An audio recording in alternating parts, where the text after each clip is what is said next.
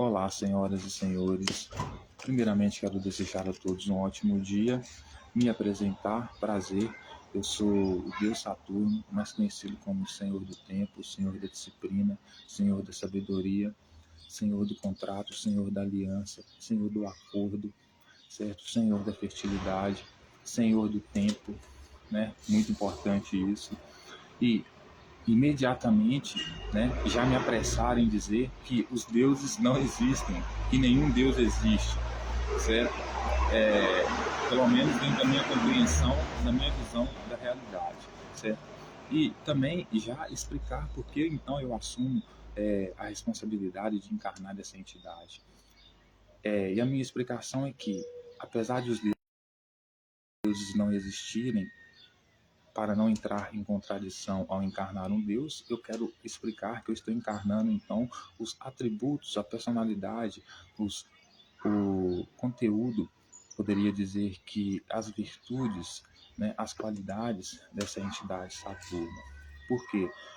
Encarnando o Senhor do Tempo. Por quê? Porque a gente vai fazer uma leitura bíblica hoje, então eu vou te convidar a uma viagem no tempo, para a gente poder ter uma conversa com o autor, né? Ler como era o pensamento do autor de uma época passada. Então, por isso, o Senhor do Tempo, te convido a uma viagem no tempo ao ler os textos bíblicos. Senhor da Disciplina, né? Porque a gente vai utilizar métodos científicos aqui, e um dos primeiros métodos que a gente vai utilizar é da observação. Então a gente mesmo vai analisar o objeto, certo? Para tentar fazer uma interpretação mais plausível, mais aceitável, né? Uma interpretação que esteja mais vinculada à materialidade, né? Não ao delírio, né? A imaginação, que não esteja correspondendo o que nós queremos, né, entender do texto, que é o que o autor quis dizer. Então, por isso a disciplina, né? Eu encarno a disciplina. Por quê? Porque para você utilizar a ciência, você precisa ter disciplina, né? E do contrato, porque ao te chamar para fazer essa leitura, essa viagem no tempo dos textos bíblicos, eu estabeleço um contrato com você, né? Um termo, uma condição de que, ao ler os textos, estaremos completamente comprometidos com a verdade, com a lealdade, com a honestidade, com o propósito e objetivo de procurar entender o que os autores quiseram dizer, sem acrescentar ou retirar nem uma vírgula, ok?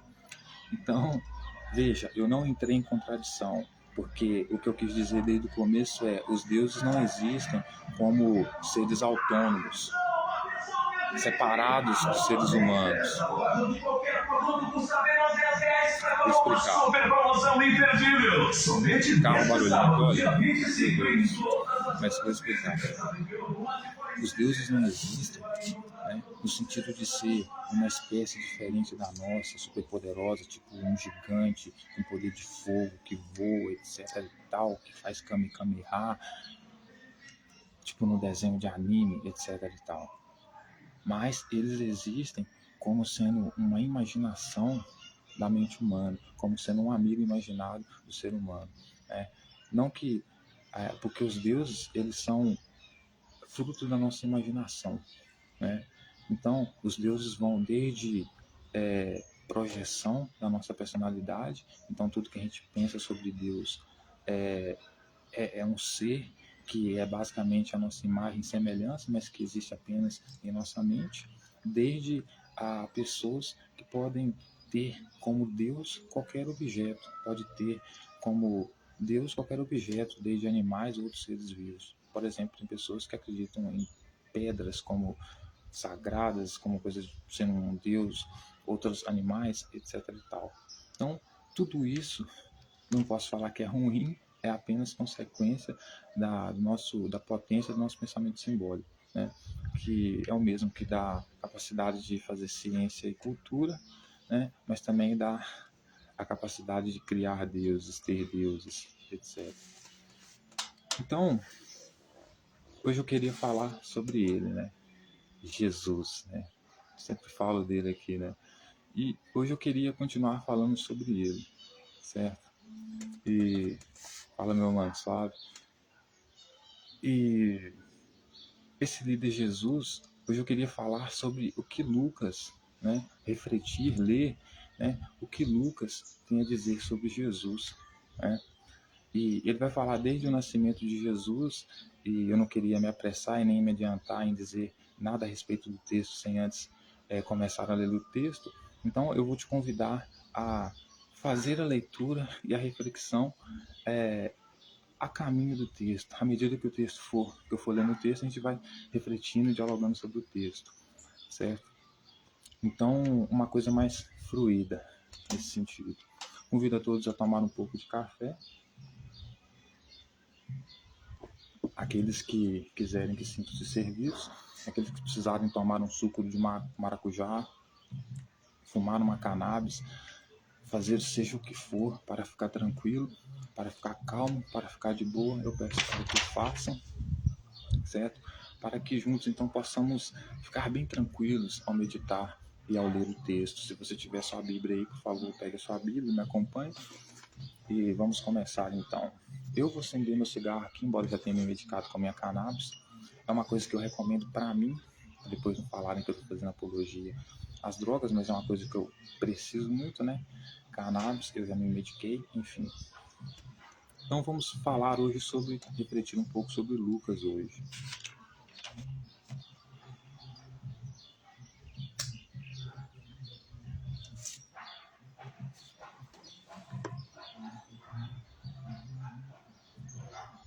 Então lembre-se, eu estou utilizando a figura de Saturno aqui,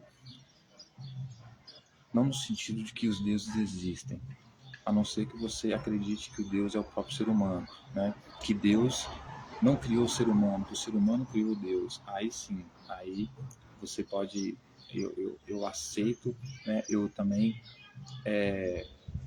aceito a crença em Deus, né? Por quê? Porque Deus não é diferente do ser humano, né? O ser humano é Deus. Deus é o ser humano, né? Então por isso, se Deus for humano, eu posso ser considerado Deus, com essas características, esses atributos, essas qualidades de Saturno representa aqui. Mas eu utilizo mais a imagem de Deus aqui de uma forma simbólica, né? Saturno no caso, ok? Como um arquétipo de uma forma simbólica. Só para deixar isso aqui explicado, né? Porque a gente vai entrar no jogo religioso, então vamos já deixar o cenário todo religioso, digamos assim, né? Mas sem tirar o pé do chão, né? Sabendo que são realmente os deuses são seres humanos, ponto final, né? Tudo que se diz sobre Deus é tudo que uma pessoa fala sobre Deus, ou que ela está falando sobre o que ela pensa, sobre ela mesma, né? Tudo que ela diz que Deus quer que faça, ela está dizendo coisas que ela quer que seja feito, entende? Mas utiliza-se o nome de Deus para tudo, etc e tal. Mas aqui a minha abordagem é mais racional, mais científica nos textos bíblicos, né? Aceito Deus como uma potência, como uma divindade poderosa, que desde que ela seja o próprio ser humano, ok? Então, assim, vamos lá, pessoal. Vou acender meu cigarrinho aqui.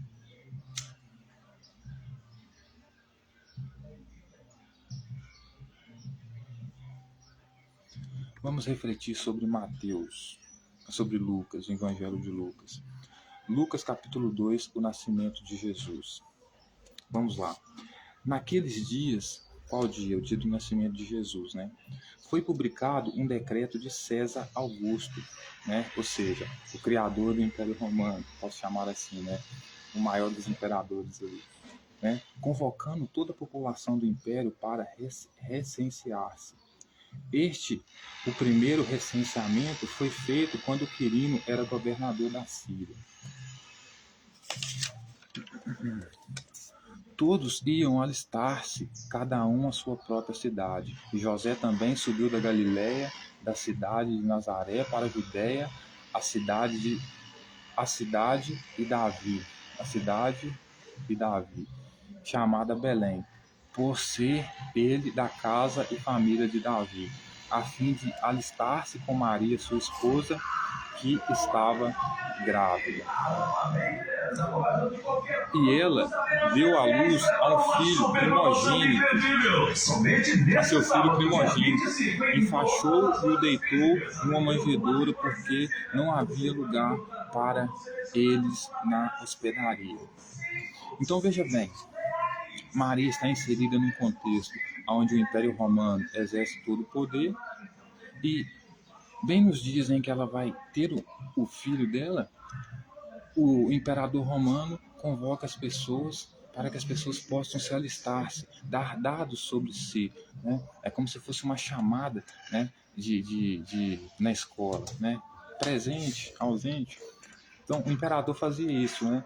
Chamava as pessoas para as pessoas irem ao império, né? As autoridades do império, se identificar, dar seus dados, comprovar a sua existência, etc. e tal.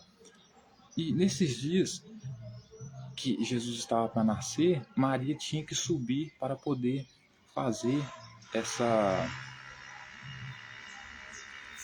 lista de chamada, para se apresentar, etc. e tal, ao império.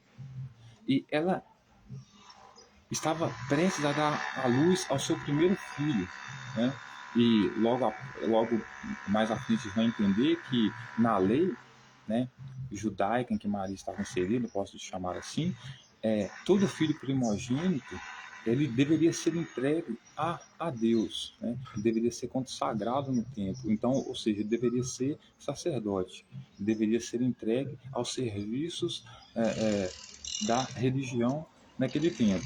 Então, Jesus, por sua vez, por ser o filho primogênito de Maria, ele deveria ser o filho dela, que seria entregue às autoridades religiosas da época, aos sacerdotes, fariseus, etc. e tal, certo?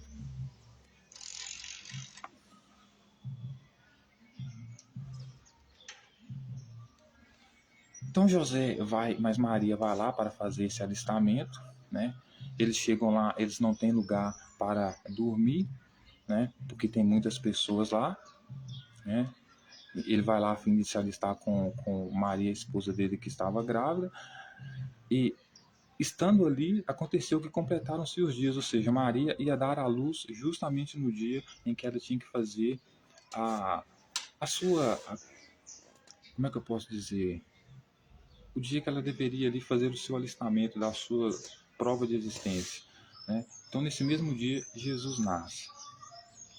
Né? E ela deu à luz ao seu filho primogênito, enfaixou e o deitou numa manjedoura, porque não havia lugar para eles na hospedaria. Então, não tinha lugar para ela dormir, nem Maria, nem a criança e nem José. Então, ela teve que dormir, ela, Maria, Jesus e José na manjedoura. Por quê? Porque era lei. Eles tinham que ir lá, né?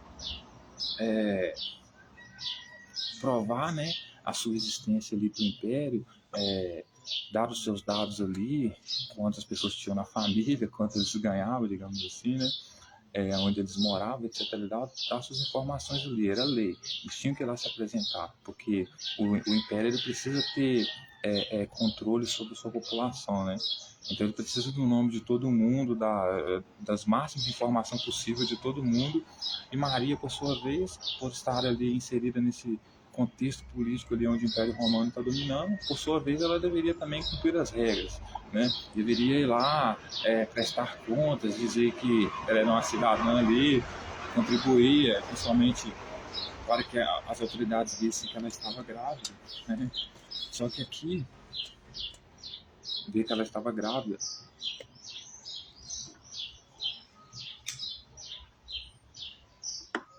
como todo cidadão deveria fazer. Aí olha só, a partir do versículo 8, os anjos e os pastores. Os anjos, quem que eram os anjos aqui, pessoal? Quando Deus criou os céus e a terra, veja bem, a terra é Judá, certo? Os céus as instituições onde as autoridades judaicas vão estar. Então, o rei, certo? Por quê? Porque Deus não existe, quem fala em nome de Deus é o rei, né? Então, o céu, você vai ter a parte religiosa, né, da crença no céu, que vai ser o céu, que você olha para o céu, aí acreditar que Deus estava lá em cima, perto do sol, etc. e tal. E vai ter o contexto político, ele falando no contexto político. O céu são as instituições. O céu é a Suprema Corte, poderia dizer assim. O céu é o castelo, é o império, é o palácio, é até mesmo o templo. Por isso Jesus dizia que o templo era a casa do pai dele. Né? Por quê? Porque Deus criou os céus e a terra. A terra é Judá, e veja que ele criou os céus no plural. Né? Ou seja, não é só uma instituição, são várias instituições. Né? E os anjos, por sua vez, eles eram funcionários do rei, né? Porque eram ali, por exemplo, o fiscal de justiça ali da época, era o cara que entrega a intimação lá, né? Era o cara da espada também, era o guerrilheiro também. Né? Então, o anjo, né, nesse contexto político que eu estou abordando, ele é parte do céu. Né? Ele trabalha para Deus, para o rei, né? Como sacerdote também, né? E todas as outras autoridades religiosas. Então, os anjos são essas pessoas aqui. E os pastores são os camponeses. Né? Então, os anjos e os pastores. É deles que nós vamos falar agora.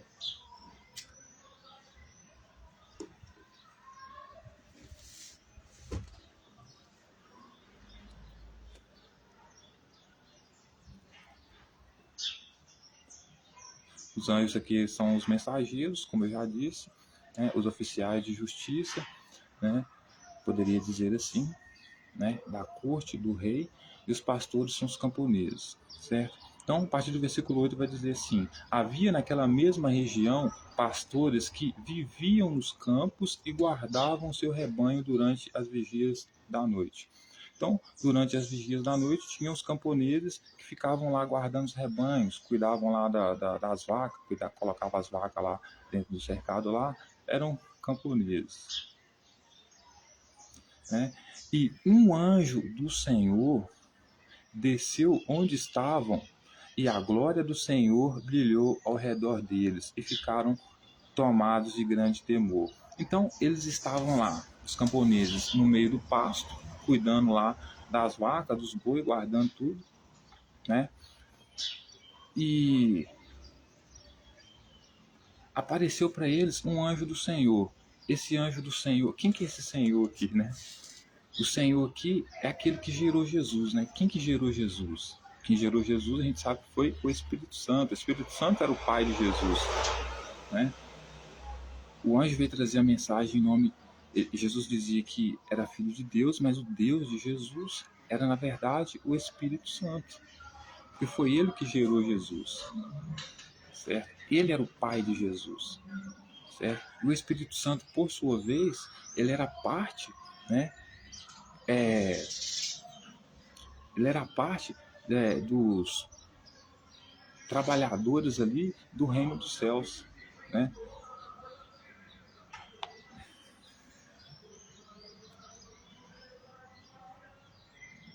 O Espírito Santo ele era parte ali da família celestial, você pode chamar assim, né? Da corte celestial, ou dos trabalhadores celestiais. Então o anjo do Senhor desceu aonde estavam eles, e ali a glória do Senhor brilhou ao redor deles, ficaram tomados de grande terror. Então os anjos desceram, o pessoal vai falar que desceu do céu, aí vai achar que vai descer voando, né? Não, não desceu voando. Por quê? Porque o céu não era um lugar para a pessoa ir para ele voando. Né? Tanto que o próprio Jacó vai dizer que o céu tinha o quê? Escada. Né? Uma escada que ligava ao céu, onde os anjos desciam e subiam. Então, ou seja, o céu era mais um palácio do que uma escada ligada nesse céu aí que você conhece quando olha para cima e vê o céu azul. Oi, Lid.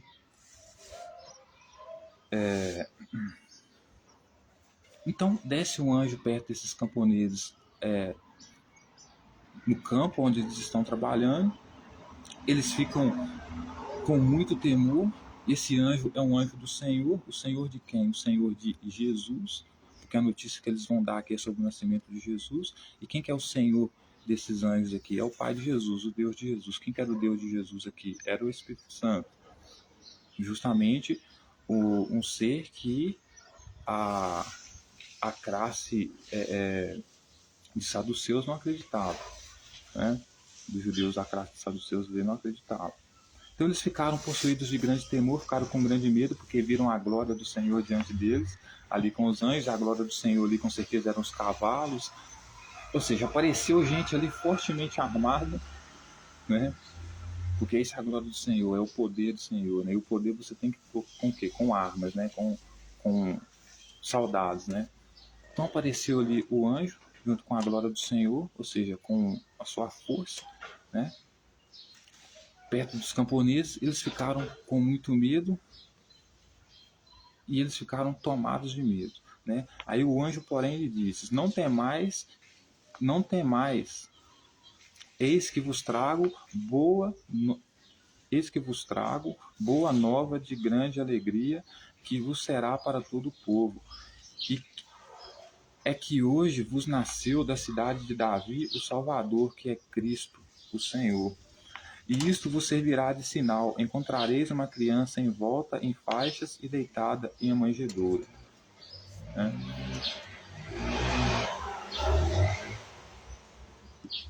Então os camponeses, ao verem os anjos, ficam morrendo de medo dos anjos, do anjo, quero dizer.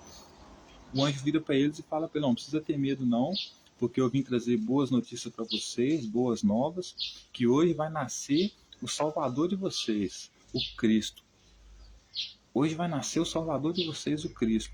E o sinal que eu vou dar para vocês de que isso é verdade é que vocês vão encontrar ele numa manjedoura. Certo? Ou seja, se o anjo fosse uma coisa séria, uma pessoa séria, ele diria o seguinte, né? Olha só, hoje nasceu o Salvador de vocês, ok? E o sinal que eu deixo para vocês de que ele é Salvador de vocês, que ele realmente pode salvar vocês, é que ele tem um exército aí muito armado e qualquer um que tentar se meter com ele vai morrer, porque o cara tem poder de verdade. Né? Isso aí seria um sinal legítimo, né? De uma pessoa que realmente poderia salvar os camponeses. Né? Mas, segundo Lucas aqui, o sinal que o anjo dá de que Jesus era o salvador daqueles camponeses era que ele nasceu numa manjedoura, né? Ou seja, os caras vão ter um salvador, né?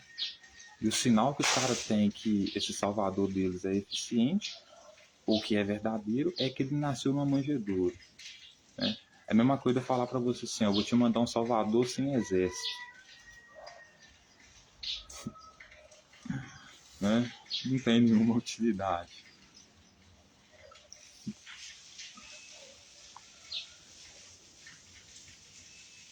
Então, seja, vai nascer um salvador de vocês aí, e ele vai ser o salvador de vocês, entendeu? Vai nascer na cidade de Davi, e ele é o Cristo, ele é o Senhor, e o que vai servir de sinal para vocês, de que eu estou falando é verdade, é que ele vai ser uma criança que vai estar enrolada em faixas, deitada numa manjedoura. Ok. Aí o versículo 3 continua dizendo: E subitamente apareceu com o anjo uma multidão da milícia celestial, louvando a Deus e dizendo: Glória a Deus nas maiores alturas e paz na terra entre os homens, a quem quer bem. Olha que interessante, senhoras e senhores, porque isso é muito interessante.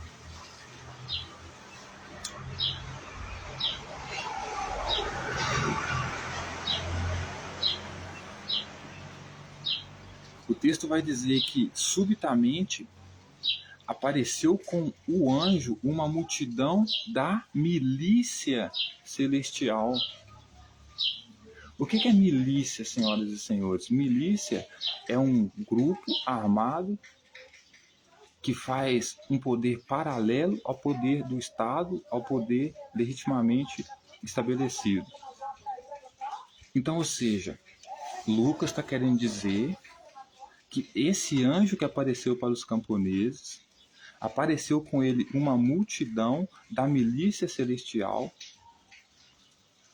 ou seja, a milícia celestial aqui é como se fosse o grupo do Hamas hoje, certo? O poder celestial que deveria, por exemplo, imperar seria Israel, e a milícia ao poder legítimo deveria ser Israel, e a milícia celestial, ou seja, por que milícia celestial? Porque são pessoas fortemente armadas que fazem parte do mesmo movimento do reino dos céus, digamos assim, certo? Só que são opostos às autoridades legítimas do reino dos céus. Ou seja, são pessoas que querem trazer o mesmo reino dos céus que está estabelecido, mas com elas no poder, certo? Por isso milícias, por isso grupos armados, né? Ou seja, são grupos que não pertencem à ordem estabelecida ali, legítima, né? Então, o que Lucas está querendo dizer é que, junto com o anjo que apareceu com aqueles pastores para anunciar, né, para aqueles camponeses, que o Salvador deles iria nascer numa manjedoura, apareceu também uma multidão, e essa multidão era da milícia celestial. Quem que era essa milícia celestial? Era esse anjo que estava com os camponeses, que foi avisar os camponeses. Por que ele é uma milícia celestial? Porque por isso que os judeus não aceitam Jesus como um verdadeiro rei legítimo. Entendeu por quê? Porque não reconhecem que ele faz parte ali do grupo ali para ser uma autoridade, entendeu? Por quê? Porque o Espírito Santo que gerou Jesus, certo? Ele faz parte dessa milícia celestial, certo? Por quê? Porque existe o reino dos céus, e dentro desse reino dos céus tem as autoridades legítimas. E dentro desse reino existem as forças, né, que a gente chama de facções criminosas ou milícias armadas que se opõem contra o Estado. Estabelecida ali, a ordem estabelecida ali. Então, a milícia aqui, né, essa milícia aqui celestial que Lucas está se referindo é tanto o Espírito Santo como esse anjo que está ali falando com os camponeses. Então, ou seja, essa multidão que apareceu junto com essa milícia celestial, ou seja, esse grupo de bandidos, né, pode chamar assim, né, que veio trazer Jesus como Salvador, tinha uma milícia com eles que estavam louvando a Deus e dizendo: glória a Deus nas maiores alturas e paz na terra entre os homens, a quem ele quer bem. Aí o texto continua dizendo: e ausentando-se deles os anjos para o céu, diziam os pastores uns aos outros: vamos até Belém e vejamos os acontecimentos que o Senhor nos deu a conhecer. Então o texto vai dizer que os anjos se retiraram de perto deles e eles falaram entre eles: vamos então até Belém para ver se isso que o anjo está nos falando realmente vai acontecer. Foram apressadamente e chamaram Maria e José e a criança deitado na manjedoura. E vendo, divulgaram o que se lhe havia dito a respeito deste menino. Todos os que ouviram se admiraram das coisas referidas pelos pastores. Maria, porém, guardava todas as palavras, meditando-a no coração. Então veja bem, os pastores acabam de ter uma notícia, os camponeses, que vai nascer um salvador deles. Esse salvador deles, como sinal, o único sinal que eles vão ter de que esse salvador deles que vai nascer, o único sinal que vai ter de que ele é salvador deles é que ele vai nascer numa manjedoura, certo? Aí, nesse cenário, aparece junto com esses anjos uma multidão que pertence a essa milícia de anjos, ou seja, era o grupo do Ramais, junto com a multidão que apoia ele, né? Dizendo que aquele que menino queria nascer era realmente o Salvador. Então, os camponeses, ouvindo isso, voltam para Belém e dizem para as outras pessoas tudo aquilo que aconteceu a eles, que ia nascer um Salvador deles, esse Salvador deles estava na manjedoura.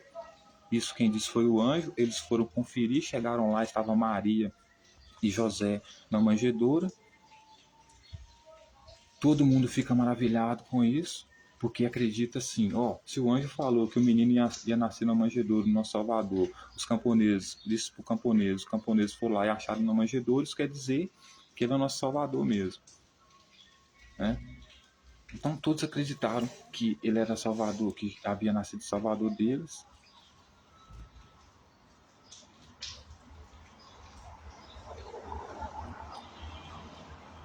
E se admiravam de tudo que os pastores estavam falando. Mas o texto vai dizer que Maria, porém, guardava todas essas palavras, meditando no coração. Ou seja, Maria, ouvindo eles falar, guardava aquelas palavras e pensava no coração dela. Então ela pensava, pô, será que o que eles estão falando é sério? Que meu filho realmente vai reinar? Porque Maria não era uma pessoa boba, ela sabia que o filho dela não tinha a menor estrutura para lutar contra o Império Romano. E ao ver os camponeses falando que o filho dela ia ser um salvador, porque veja bem, uma coisa é Maria ter gerado Jesus para o Espírito Santo, porque o Espírito Santo ele fazia parte de uma milícia. Era um grupo fortemente armado ali, que queria derrubar o Império Romano, do qual o Espírito Santo também fazia parte. E eles viram em Maria uma oportunidade de gerar um menino e justamente queria combater essas forças do Império Romano ali. Então Maria era uma pessoa que não teve nem chance de dizer não para essas milícias, para esses bandidos aqui, que era o poder paralelo ao reino dos céus. Ou o Império Romano aqui. Né? Maria foi obrigada a gerar, né, Jesus. Mas gerou Jesus por quê? Porque ela não tinha como dizer não à milícia, né, ao anjo, ao Espírito Santo, que falou que ela iria ser agraciada e teria que gerar Jesus como Salvador. Né? Então, Maria, quando ouve os camponeses falar que o filho dela seria o Salvador, ela se questiona entre si, enquanto todos estão se maravilhando, ela apenas guarda aquelas palavras e medita no coração dela. Porque ela sabe que, embora os camponeses estejam falando que o sinal que eles tiveram do anjo, que Jesus seria o Salvador deles, seria ele ter nascido na manjedoura, Maria, dentro do seu coração, sabia que isso não era sinal algum. Por quê? Porque ela estava deitada na manjedoura, porque ela teve que fazer a inscrição, né, de cidadã, né, prestar esclarecimento da sua existência lá para o imperador. Só que a fila era tão grande e tinha tanta gente que não tinha lugar para ela se hospedar. Então por isso ela se hospedou na manjedoura. Por muito azar dela, né, ela foi ter Jesus logo no dia que ela tinha que fazer as inscrições dela para o Império Romano, prestar contas da existência dela para o Império Romano. Então, como estava muito cheio e não tinha lugar para ela ficar, ela resolveu, para não Jesus não morrer de fome, sendo uma criança, colocar ele dentro da manjedoura. Então, o fato dele ter sido encontrado dentro da manjedoura não era um sinal que comprovasse que ele seria salvador de ninguém.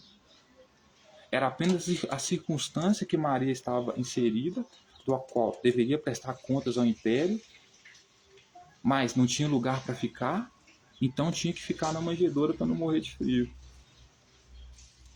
Só que o anjo usa essa necessidade dela, né, para falar para os camponeses que o sinal que eles vão ter é que ele está na manjedoura. Esse é o sinal.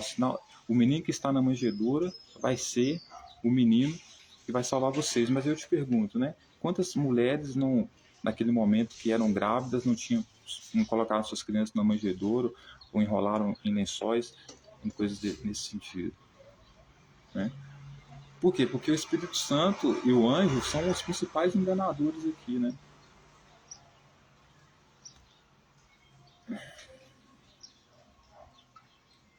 Então o texto vai dizer que Maria guardava todas essas palavras no coração dela, meditando sobre essas palavras. Porque Maria, no fundo, senhoras e senhores, não acreditava que Jesus fosse reinar, que Jesus fosse salvador de ninguém. Tanto que quando Jesus estava falando aquele monte de bobagem que ele andava falando, né, de trazer o reino dos céus e etc e tal, dentro do templo, Maria vai tentar conter ele. Por quê? Porque acha que ele está fora de si.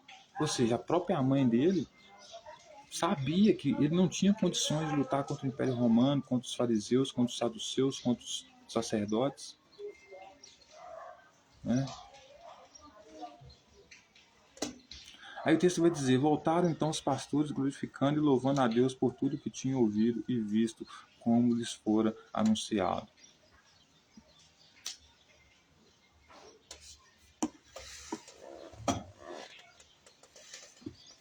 Então, Por que eu estou lendo essa parte desse texto aqui para vocês, para os senhoras e os senhores entenderem?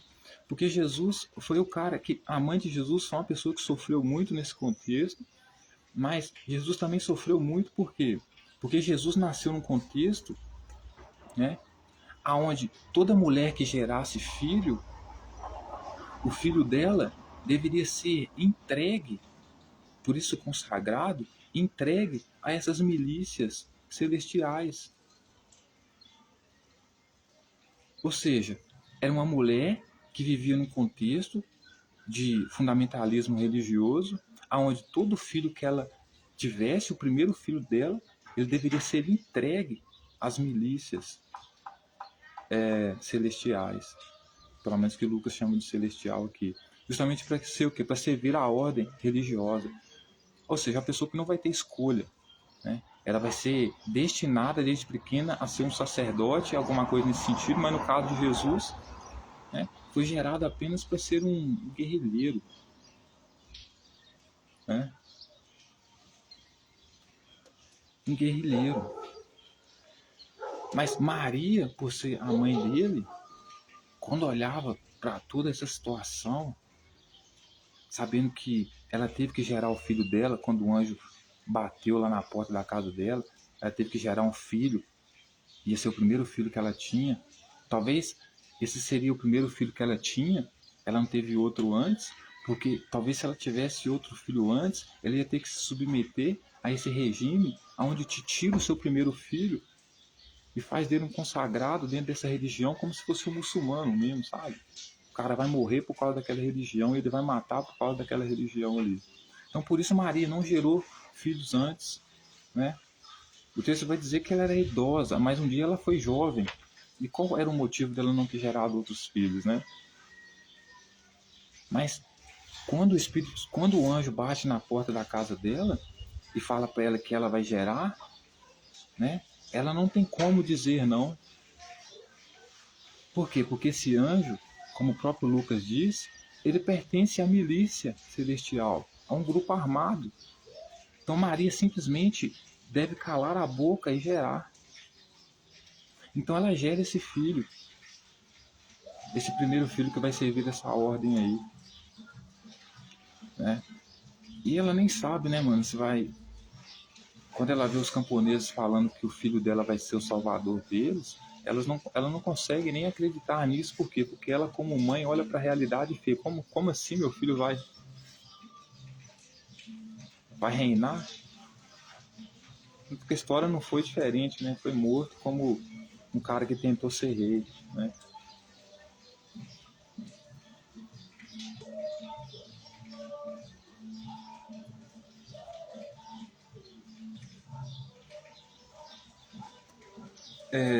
Aí a partir do versículo 21 vai continuar dizendo assim: a circuncisão de Jesus. Veja, Jesus era um judeu da pele de pinto cortada, né? Porque circuncisão é cortar a pele do pinto. Né? Completado 8 dias para ser circuncidado, o menino, deram-lhe o nome de Jesus, como lhe chamara o anjo antes de ser concebido. Então veja bem, o próprio nome dele não foi nem a mãe dele que escolheu. Quem escolheu o nome dele foi o anjo.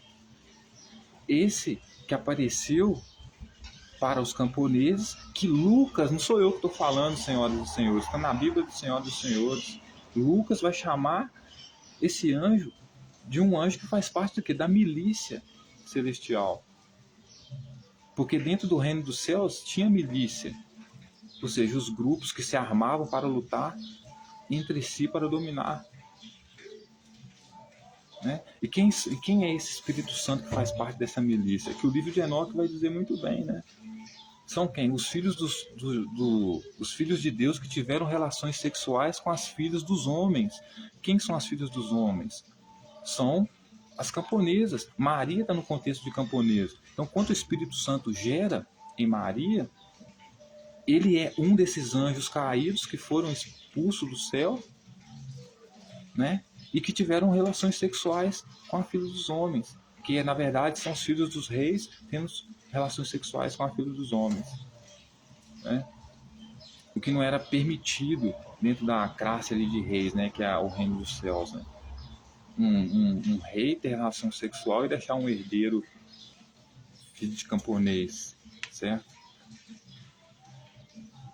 E o livro de Enoque vai dizer o quê? Que geravam gigantes, né? Os filhos dos homens tiveram relações com os filhos de Deus e geravam gigantes. Gigantes em que sentido? De serem famosos, conhecidos, ou pessoas que eram notáveis nesse sentido, o que exatamente era o que Jesus fazia, né?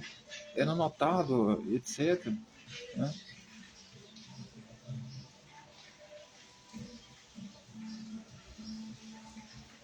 Então veja bem, Jesus nasce num contexto onde a mãe dele não pode nem sequer decidir o nome dele. Quem vai decidir o nome dele são as milícias celestiais, que depois vão usar ele para quê? Para lutar contra os poderes que estão estabelecidos ali. Por isso que ele diz: eu não vim para trazer a paz, eu vim para trazer a espada. Por isso ele diz: ai do dia das mulheres que estiverem grávidas no dia da vinda do Filho do Homem. Quem que era o Filho do Homem? Era ele mesmo, ele se referia a ele mesmo. Por quê? Porque todas seriam transpassadas à espada. Ou seja, Jesus foi criado num contexto onde ele era completamente radical, ele iria matar até mulher grávida, para estabelecer o que? O reino dos céus. Por isso ele dizia para Pedro: vende a tua capa e compra o quê? Espada. E você acha que espada é para quê? Para cortar melancia? Para que serve espada? Né? Então por isso que eu sempre digo que Maria foi uma das mulheres. Maria, ela tem a minha, né, a minha compaixão, a minha solidariedade, né, a minha admiração, porque Maria, o contexto da vida da mulher antes já não era fácil, né, porque a mulher era vista como objeto, literalmente. Agora, Maria é um ótimo exemplo disso, porque Maria teve que gerar um filho. Veja bem, em toda a sua vida ela não teve filho. Ela só foi ter filho quando o anjo aparece na porta da casa dela. Justo o anjo que Lucas fala que fazia parte dessa milícia digital. Que a história de, né, Enoque vai dizer que é o quê? Eram os anjos que foram expulsos do céu. Por isso era uma milícia, né? Por que eles foram expulsos? Porque eles tinham relações sexuais com os filhos dos homens. Que era exatamente o que o anjo fez. O anjo era o quê? Filho de Deus. Teve relação com quem? Com Maria. O anjo não, o Espírito Santo, que também faz parte da mesma, né? Então, Maria é uma mulher que, ao meu entender, sofreu muito, né? Vivia num contexto onde o fundamentalismo religioso era tanto, onde o primeiro filho que você gerasse deveria ser entregue a essas milícias, justamente para quê? Para lutar politicamente, armadamente, contra os seus supostos inimigos, né? Então, Maria foi uma mulher que nasceu num contexto, porque uma mulher que gera um filho e ama o filho que tem que entregar o seu filho a um grupo guerrilheiro de luta armada, de milícias celestiais, né, que era a qual esse Jesus foi destinado a servir, né, do Espírito Santo, a mulher deve sofrer muito, né? É como você ter um filho e ver seu filho ser entregue ao tráfico de drogas, por exemplo, né? E não poder fazer nada, porque você está lidando com o quê? Com milícias. Milícias são o quê? São grupos militares armados paralelo ao poder estatal ou poder estabelecido, monárquico, seja ele qual for. Então, a apresentação de Jesus no templo, versículo 22. Passados os dias da purificação deles, segundo a lei de Moisés, levaram-no a Jerusalém para apresentarem ao Senhor, conforme o que está escrito na lei do Senhor. Todo primogênito ao Senhor será consagrado. É o que eu acabei de dizer aqui, né? E para oferecer um sacrifício segundo o que está escrito na referida lei, um par de rolas e 2 pombinhos. Então, veja bem, porque Lucas deixa claro, existiu uma lei, aonde as mulheres deveriam dar os seus filhos primogênitos, purificar eles nesse sentido, consagrar eles nesse sentido, para que eles pudessem servir ao Senhor. Então, ou seja, uma criança sua tinha que ser sacerdote, alguma coisa nesse sentido. Não é que você não tinha escolha, era lei, certo? E não só isso, né? Eles faziam isso todo ano,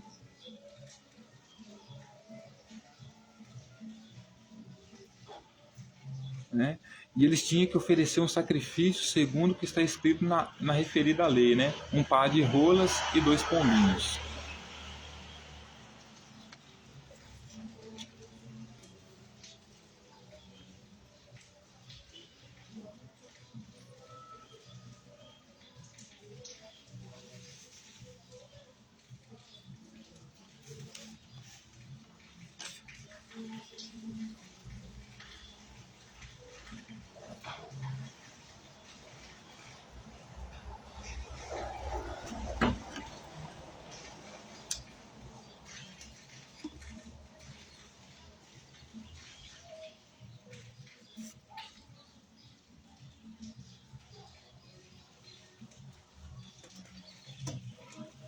Então Jesus, senhoras e senhores, é...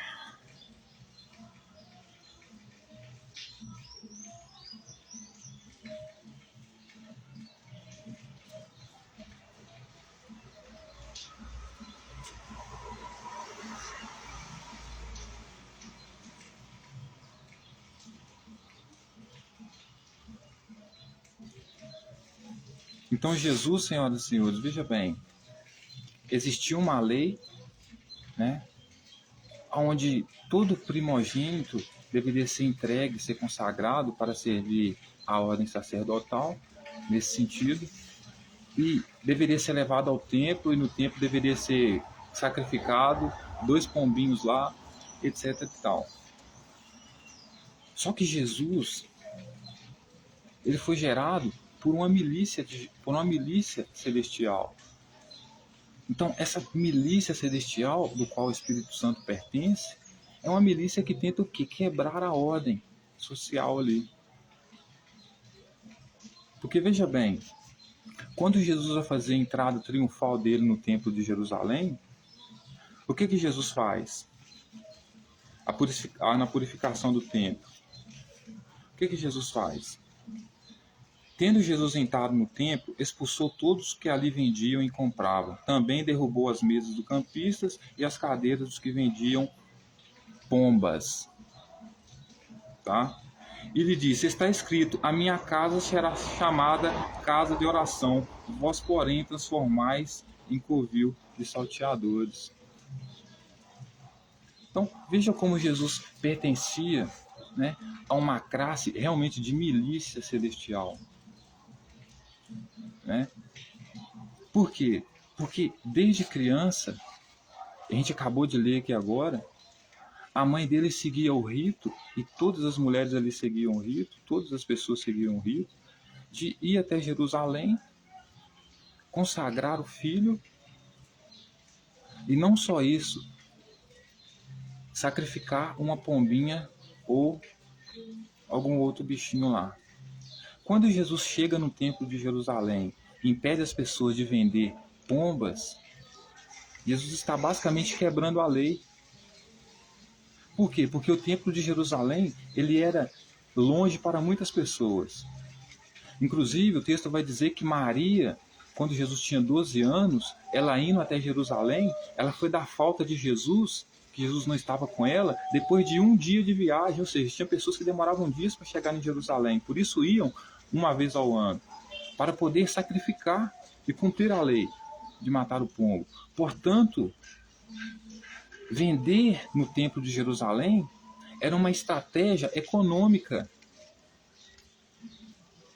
Por quê? Porque a pessoa poderia sair de casa em dias longos de viagem e comprar o bicho para sacrificar lá em Jerusalém quando chegassem lá. Então, para que o rito existisse, era necessário que tivesse comércio dentro do templo de Jerusalém, até porque a gente sabe que o judeu é um dos povos que mais se dão bem em negócios no mundo, né? Que mais vendem, né? Mas Jesus, por fazer parte de uma milícia digital, ele quer tomar o tempo para ele. Não uma milícia digital, uma milícia celestial, ele quer tomar o tempo para ele. Por quê? Porque a própria mãe dele, ele nasceu no próprio contexto onde ele tinha que ir, ou seja, a família dele, não só ele, todos eles, tinham que ir até Jerusalém para poder sacrificar o bicho. Então, por que não ter bicho para você comprar lá?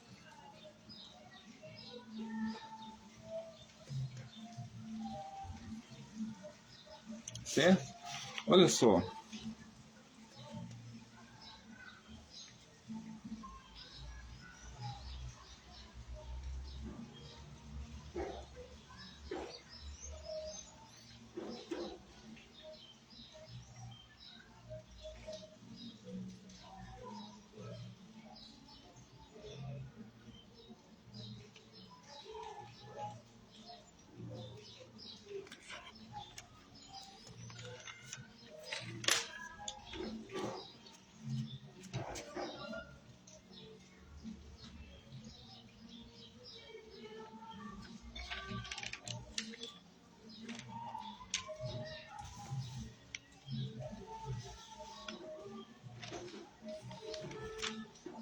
Tá, vamos aqui então.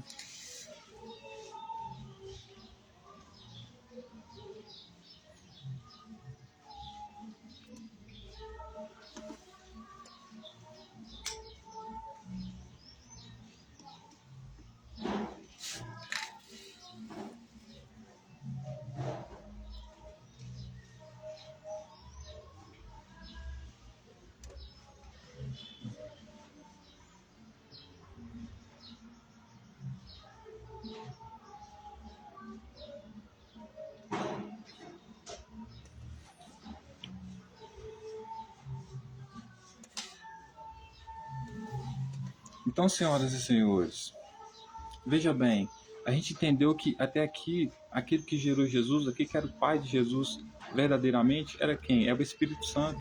O Espírito Santo, ele pertencia a quem? A uma milícia celestial.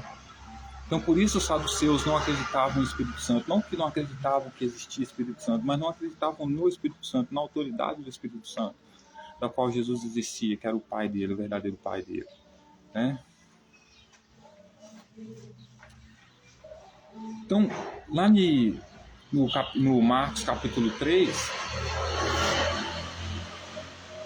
quando ele vai falar a respeito da escolha dos 12 apóstolos dele, certo? Ele vai dar para eles uma autoridade, ele vai dizer assim a partir do versículo 15, né? E então designou 12 para estarem com ele, para os enviar a pregar, né? E a exercer a autoridade de expelir demônios. Então, ou seja, Jesus, ele dava autoridade para os seus seguidores, apóstolos, expelir, né, expulsar os demônios, certo? Aí, veja só, a partir do versículo 20, né? A blasfêmia dos escribas. Então ele foi para casa, não obstante a multidão afluiu de novo, de tal modo que nem podia comer. E quando os parentes de Jesus ouviram isso, saíram para o prender, porque diziam estar fora de si. Né? Então tinha uma multidão que seguia Jesus. Quem era essa multidão que seguia Jesus? Essa multidão que seguia Jesus era a mesma, né, que foi convencida pelos camponeses, os pastores. A gente leu sobre eles, né? E essa multidão era quem? Era a multidão que pertencia à milícia celestial, ou seja, os judeus que eram contra os outros judeus, que eram os fariseus, etc. e tal. Por isso eles faziam parte da milícia celestial. Por quê? Porque você vai ter anjos que são contra os outros anjos, ou seja, oficiais de justiça que são contra os outros oficiais de justiça, os guerrilheiros do céu lá que são contra os outros guerrilheiros do céu lá, que também estão na categoria de anjos.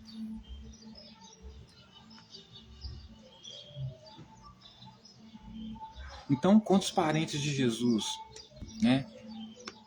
Quando Jesus resolve ir para casa, né? E os parentes dele começam a ver que a multidão se começa a juntar de novo para procurar ele, de forma que eles não podiam nem comer. Os parentes de Jesus, ouvindo isso, eles começam a sair né, para prender ele, porque para dizer que Jesus está fora de si, ou seja, os próprios parentes de Jesus achavam que Jesus estava louco, porque os próprios parentes de Jesus viam que o discurso de Jesus, né, não correspondia à realidade, né, porque a multidão que seguia ele era a multidão que achava que ele era Salvador, né? Maria mesmo não acreditava nisso, né? A multidão que seguia ele achava que ele era Salvador deles, né? E Jesus acabava que endossava esse discurso, né? E a mãe dele, quando ouvia dizer que a multidão, essa mesma multidão se juntava perante ele, porque o via como Salvador, etc e tal, e ao ver que Jesus endossava isso, a mãe dele tentava contê-lo, porque achava que ele estava fora de si, porque não tinha como ele ser Salvador de ninguém, até porque não conseguia salvar a si mesmo, até porque não conseguiu salvar a si mesmo. Aí o texto vai dizer, os escribas que haviam descido de Jerusalém diziam, ele está possesso de Beelzebul e pelo maioral dos demônios que expele os demônios. Então, veja bem, né? Jesus dá uma ordem para os seus discípulos, né? Expulsarem demônios de quem? Em nome do Pai dele. Quem que é o Pai dele? É o Espírito Santo, né? Só que os escribas, vendo que eles expulsam, que Jesus está dando autoridade a eles para expulsar demônio, que o próprio Jesus está expulsando demônios aqui são pessoas, né? Os escribas, ao descer de Jerusalém, dizem que ele está possesso de Beelzebul, né? Ou seja, que é o maioral dos demônios e está expelindo demônios em nome do maioral dos demônios. Ou seja, eles consideram o Pai de Jesus, que é o Espírito Santo, o maioral dos demônios. Por isso os saduceus não gostam dele, né? Porque Deus e o diabo trabalham junto. O diabo também faz parte do céu.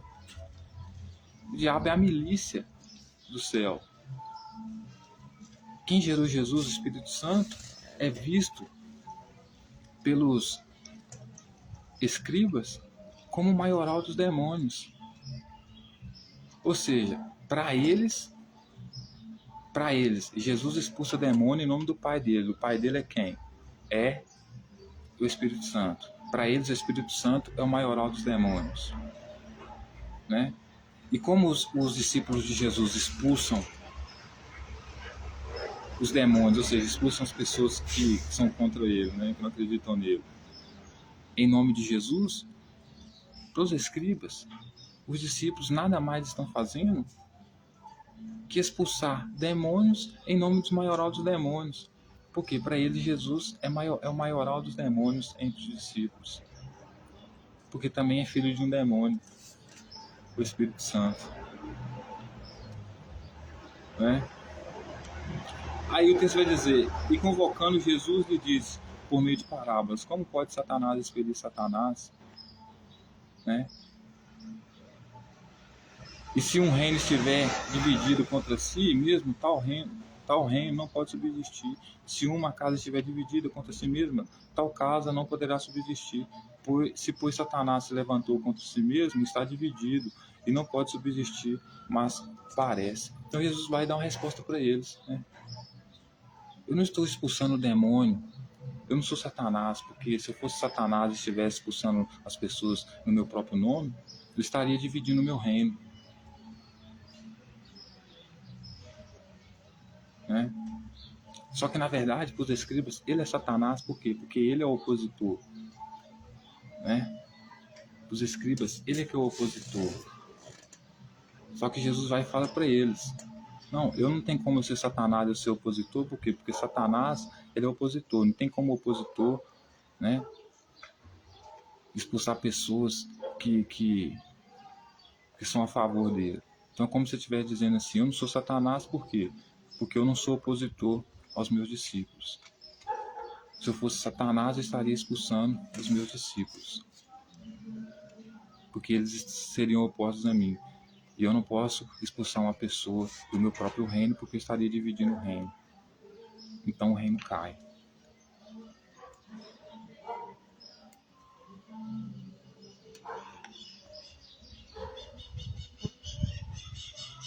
Mas o que Jesus não entendeu, né, é que para eles, para os fariseus, Jesus é Satanás. Por quê? Porque Jesus é opositor. Jesus é parte da milícia celestial. Né? Só que para Jesus, ele não é Satanás. Para Jesus, Satanás é os escribas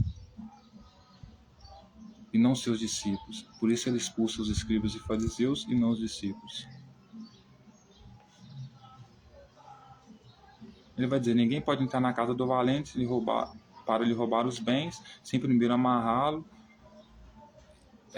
e só então lhe saqueará a casa.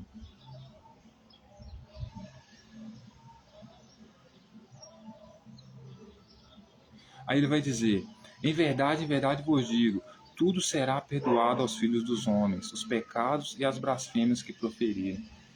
Então ele vai dizer, aos filhos dos homens, então isso está se referindo aos discípulos dele também, né?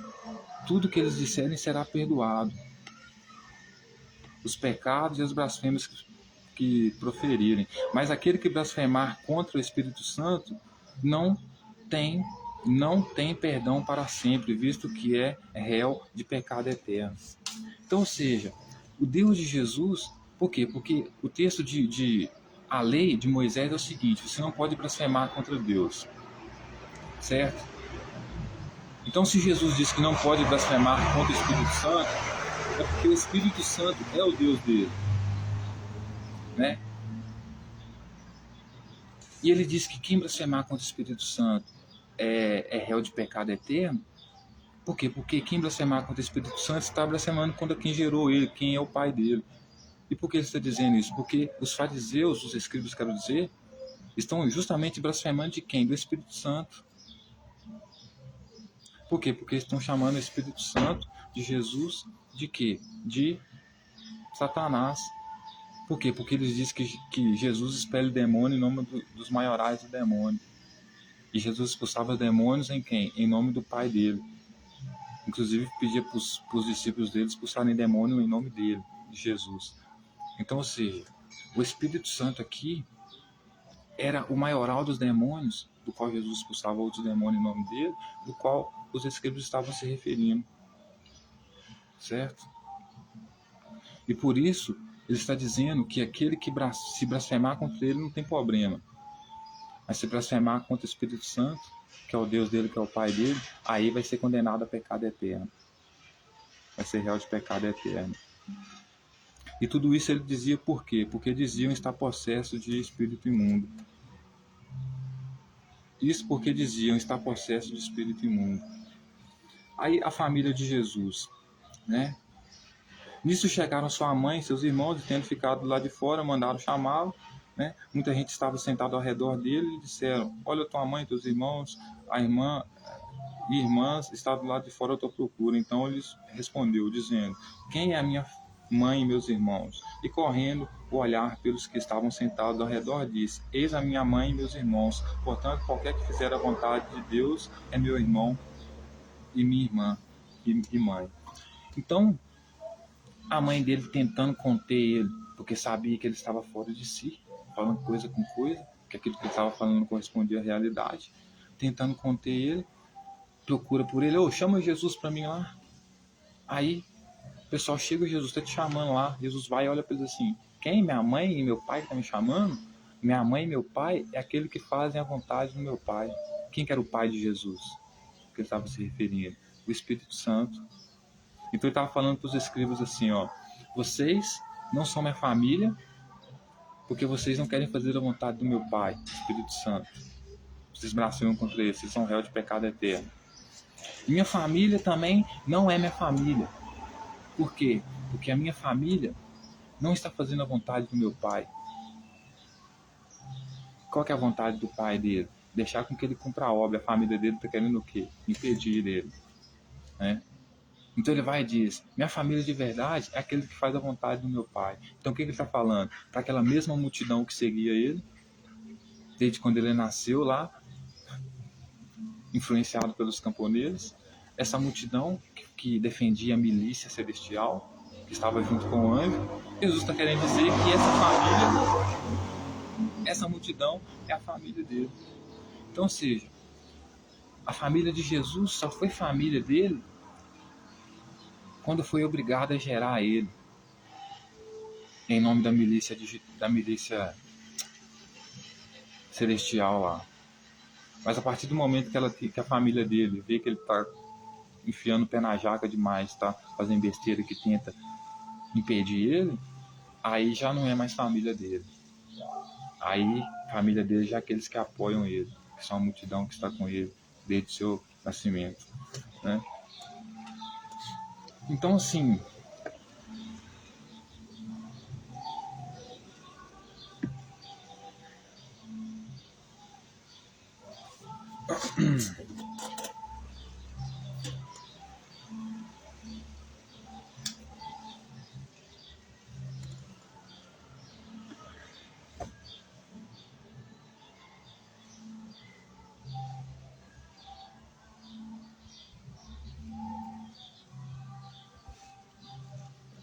senhoras e senhores, vejo que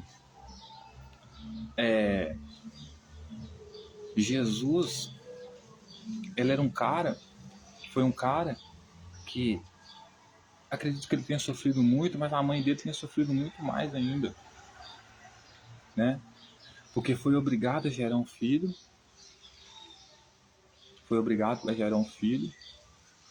né? Para a milícia celestial, né? Que eram dos filhos de Deus que tinham relações sexuais com os filhos dos homens, que eram o quê? Os anjos que foram expulsos do céu, né? Das instituições de poder, né? E ao serem expulsos, começaram a ter relações sexuais com os camponeses ali para gerarem uma, como é que eu posso dizer, uma hierarquia, um poder ali, né? A mãe de Jesus foi obrigada a se submeter a isso, não tinha como dizer não, porque ela era serva, foi obrigada a doar o seu filho para essa gangue, para essa milícia, né? E o que acontece? Jesus cresce, começa a dar trabalho para a mãe dele, começa a incitar as pessoas à guerra, né? Dizendo que no dia da vinda dele, que era justamente aquele momento ali, no dia da vinda do Filho do Homem, que era ele, que o negócio ia ficar doido, que não ia perdoar nem mulher grávida, da mulher que estivesse grávida naquele dia, porque seria passado ao fio da espada, né? Diz que se estiverem dois numa cama, um será arrebatado, ou seja, um será tomado para cativeiro, se estiver no campo, dois, um será tomado para cativeiro, né? Ou seja, tá tocando terror, diz que as pessoas iriam desmaiar de terror no dia da vinda dele, A mãe dele é obrigada a conviver com todo esse discurso, percebe que ele está louco, percebe que ele está sendo influenciado por uma multidão, e essa multidão é a multidão que defende essa milícia celestial, do qual o anjo que trouxe o recado para Maria e o Espírito Santo que engravidou ela fazem parte, né?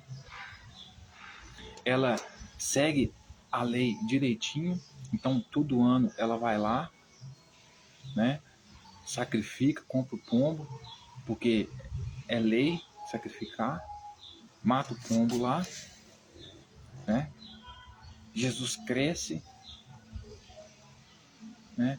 Chega dentro do templo, começa a dizer que o templo agora é a casa do pai dele. Quem que é o pai dele? É o Espírito Santo. O Espírito Santo é quem pertence a essa milícia celestial, né?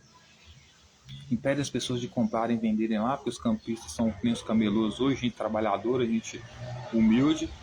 Diz que ele é a casa do pai dele, sem contar todas as ameaças que faz, e a mãe dele é obrigada a conviver com tudo isso. Então você imagina o sofrimento da mãe de Jesus, né?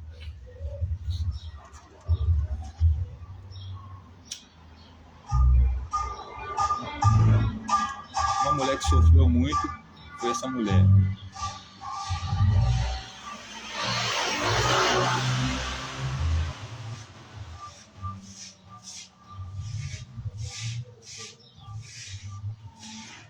Eu até entendo, né, que ele possa ter ficado nervoso, né?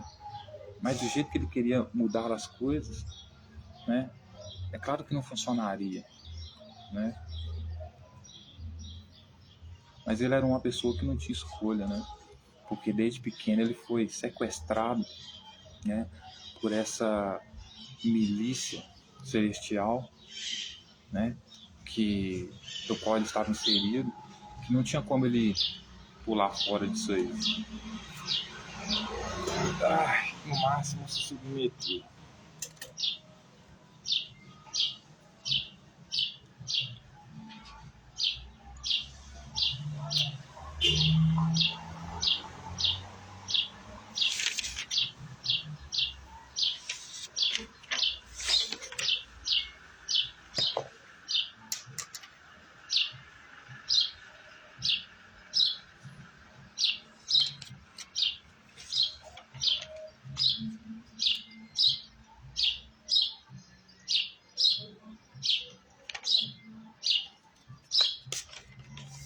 Então, você vê que quando ele nasceu, né, gente, já foi problemático o nascimento dele, né?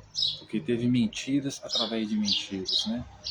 Por quê? Porque Jesus, ele não tinha como combater o Império Romano, não tinha como lutar contra o Império Romano, não tinha armas para isso, não tinha força para isso, né?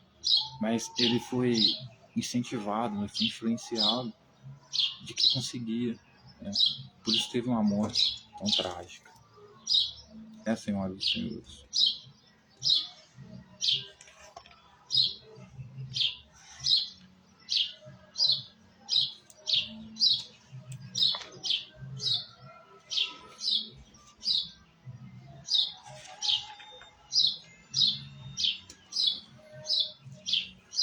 Então termino aqui, senhoras e senhores, essa mensagem de hoje. Acho que já foi suficiente, já falamos bastante aqui.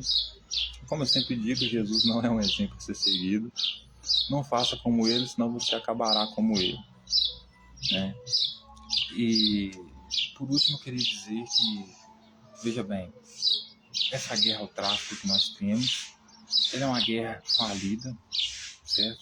E a mensagem final que eu vou deixar aqui, certo? Porque ela está sendo combatida com muita arma, com muita violência e pouca inteligência, certo? Por quê? Porque como que você vai matar os traficantes, né? Se os traficantes são apenas comerciantes, né? E você matando os traficantes, você não consegue acabar com a demanda, né? Então, veja bem, qual que é a melhor forma da gente lidar com isso? A polícia, ela tem que já usar o serviço de inteligência dela para fiscalizar, né? E ter acesso à localização de onde está armazenado essas drogas. Por quê? Ela precisa ir até esses traficantes, pegar a droga desses traficantes, em vez de queimar a droga desses traficantes, estabelecer uma instituição onde essa droga, por meio do Estado, por isso eu defendo o Estado maior mesmo, potente, com força total, para o Estado poder pegar essa droga e dividir essa droga, distribuir essa droga para usuários. Por quê? Porque você não tem como acabar com o uso de drogas, porque o uso de drogas é um hábito normal da humanidade.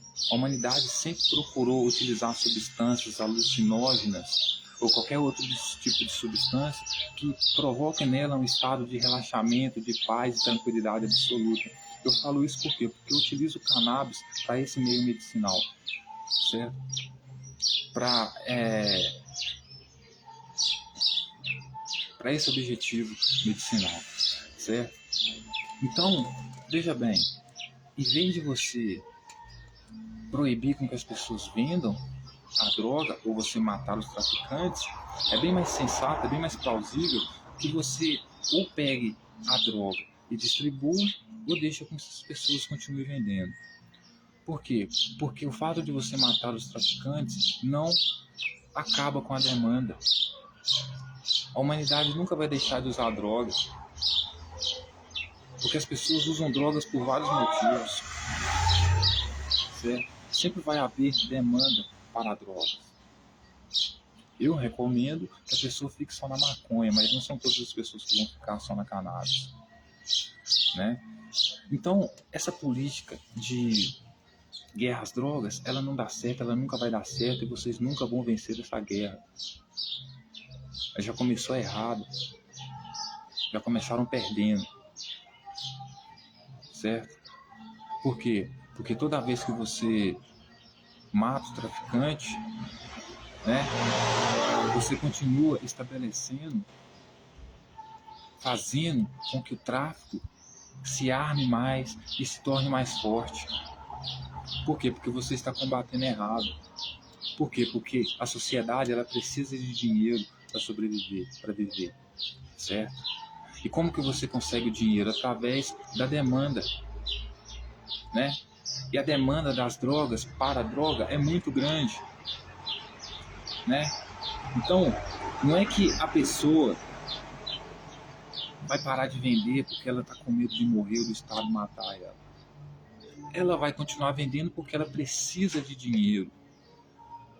E a única forma dela conseguir dinheiro é atendendo demanda. E a demanda das drogas é altíssima. As pessoas usam drogas, as pessoas sempre vão utilizar droga, vocês precisam conviver com isso. Certo? Então não há como você combater o tráfico de drogas. Porque toda vez que você mata um traficante, é preciso colocar outro no lugar. Por quê? Porque se as pessoas não tiverem dinheiro, elas vão morrer de fome. E o mercado, a droga é um mercado. As drogas são um mercado de muito, que fatura muito, dá muito dinheiro. Então não tem como você proibir as drogas, certo? Por outro lado, também não tem como você combater o uso das drogas, nem combater a venda das drogas, né? Por quê? Porque se você colocar uma política proibicionista, né? A partir de hoje nós vamos proibir o acesso a todas as drogas, isso só vai fortalecer o mercado das drogas. Porque a demanda vai continuar sendo alta, as pessoas vão continuar precisando de dinheiro, porque só consegue ter dinheiro através da demanda, né? E para poder colocar, para poder atender a demanda, vai precisar de mais sofisticação, né? Então as pessoas vão ter que arrumar um jeito de investir mais, entendeu? Investir mais. Então a proibição das drogas, ela não funciona. Nunca funcionou, nunca vai funcionar, sempre vai dar errado, os resultados são o mesmo, poderia dizer que é matemática isso. Nunca vai dar certo.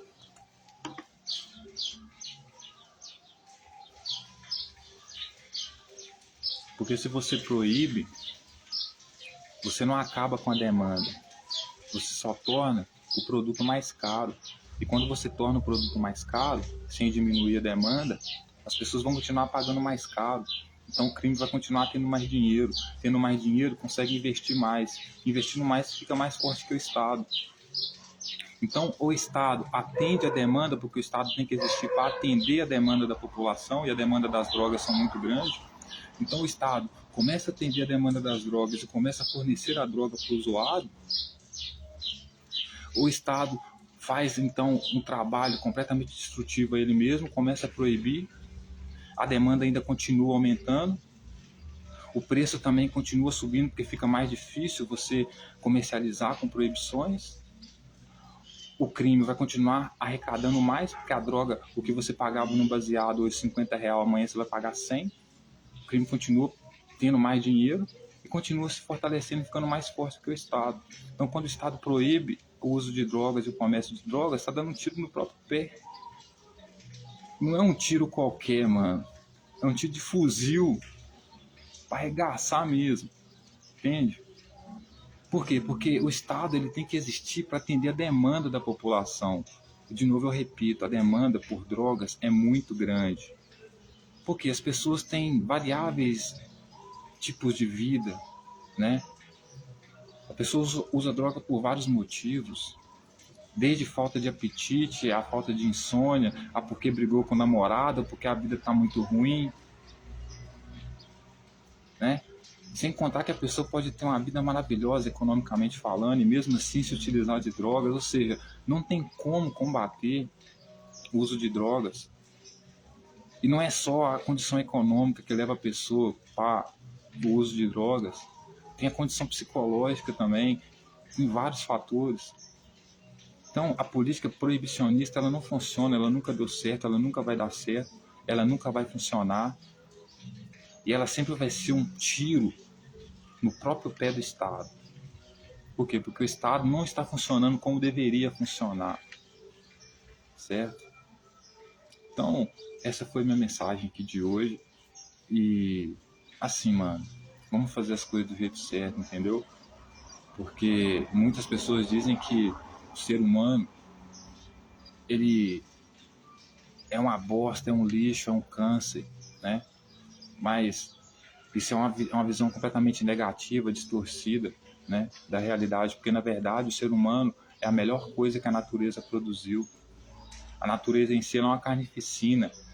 Os bichos matam uns aos outros, comem vivo, não esperam nem morrer para comer. Nós ainda conseguimos produzir eutanásia, morte sem dor. Então, assim, se tem alguma coisa de bom que a natureza produziu, fomos nós. Então, eu acho que a gente deveria utilizar aí essa potência que nós temos, porque temos um potencial para ser mal, mas também temos um potencial para ser bom, e depositar toda a nossa energia em ser bom, né? Deixar com que as pessoas vivam a vida delas como elas querem, defender o direito das pessoas serem o que elas quiserem ser, e não só defender, dar condições financeiras, psicológicas, econômicas, para que as pessoas possam ser o que elas quiserem ser e fazer o que elas quiserem ser. E eu não estou dizendo que você vai poder matar pessoas, estrupar pessoas, só estou falando que você vai poder ser livre para ser o que você quiser ser, né? Sem essa moralidade estúpida, né? De guerra contra as drogas, que é um baseado, não faz mal a ninguém, né?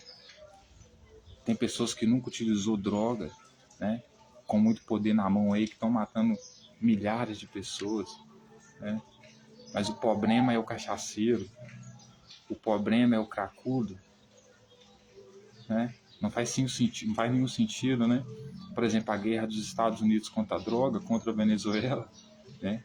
Se nós sabemos, por exemplo, que os Estados Unidos é o maior consumidor de cocaína do mundo, você olha para Los Angeles, fica claro isso, né? É verdade. Até o jeito como andam, falam, etc e tal. A política certa não é proibir as drogas, porque proibir não dá certo, pessoal. Assim como proibir não dá certo, não quer dizer também que informação vai dar certo.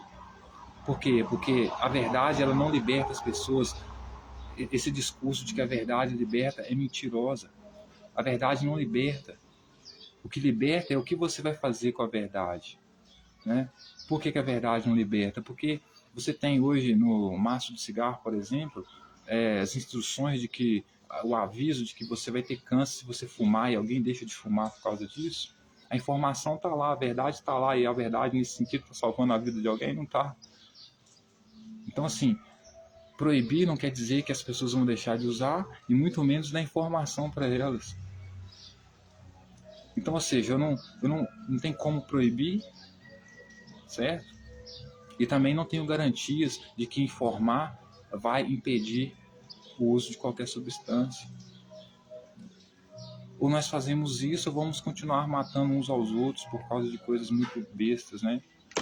Insignificantes, né?